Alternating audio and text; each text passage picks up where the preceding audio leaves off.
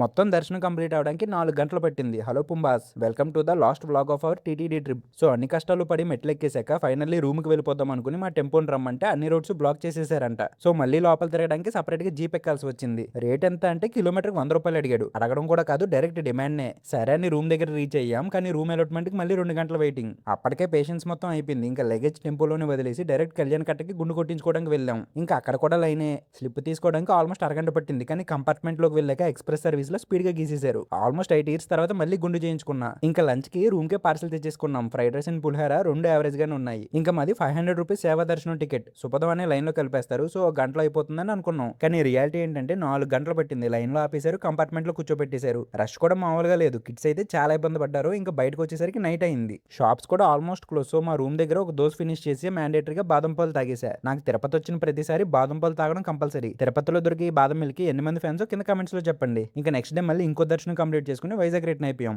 ఇంతటితో మన TTD journey successful గా కంప్లీట్ అయింది. Okay Pumba, see you next video. Till then follow the hungry Pumbaa.